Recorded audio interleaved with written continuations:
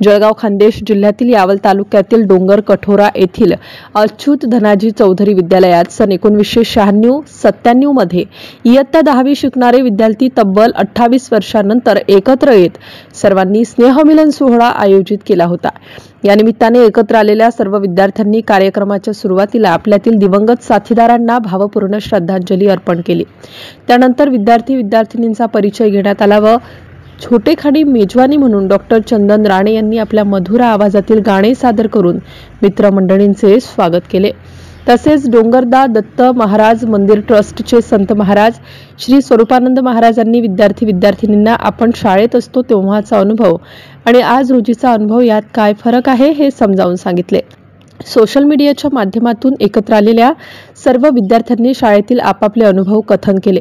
मेळाव्यात तुषार पाटील, लीना चौधरी, नयना चौधरी, शुभांगी पाटील, श्रीकांत झांबरे, श्रीकांत भारूड, अशोक तायडे, राजेंद्र पारदे यांच्यासह अनेक माजी विद्यार्थी प्रामुख्याने सहभागी झाले होते। MCN न्यूज मराठी करिता फिरोज तडवी, यावल।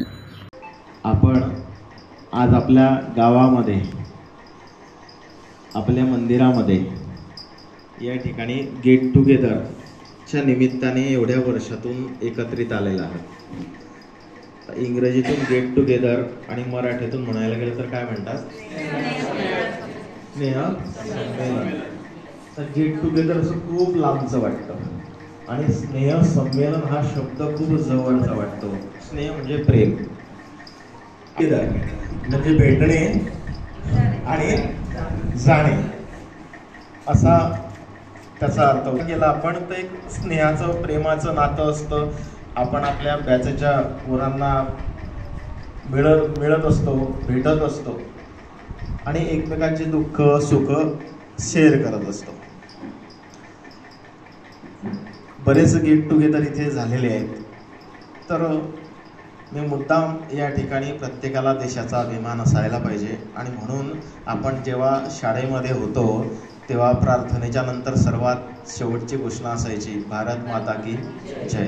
आणि तेव्हा आपला हात खूप असा उंच जायचा। आता मी बघितलं की जात नव्हता, म्हणजे तेव्हा जे उत्साह होता आपल्याला शिक्षक सांगायचे की हात असा जोरात करायचा, तर फार कमी लोकांचा गेला।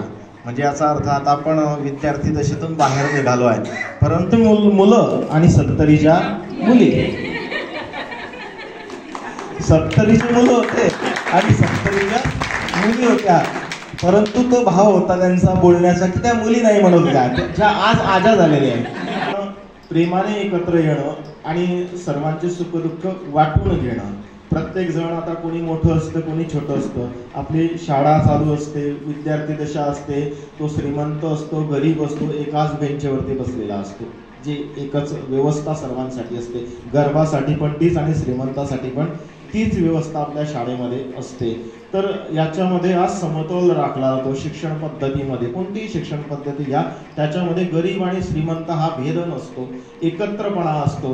म्हणजे आपण गेट टुगेदरला येताना सुद्धा हा विचार करू नये की मी श्रीमंत आहे आणि हा गरीब आहे, असा विचार न करता आपण सगळे इथे जमलेला आहात की कोणी त्याचा विचार करत नाहीये। फक्त एक मानवतेचा, आपण सोबत घालवलेल्या काळाचा विचार, आपल्या वेळेस असलेलं शिक्षण, आजचं शिक्षण बघा। आज आपण सर्व या ठिकाणी बरेच उडारलेले पण आहेत, बरेच जण पुढे पण गेलेले असतील, कोणी डॉक्टर झाला असेल, कोणी इंजिनियर झाला असेल, वेगवेगळ्या ठिकाणी परिस्थिती अशी झालेली आहे की प्रत्येक जण आपल्या मुलाला कुठे टाकतोय?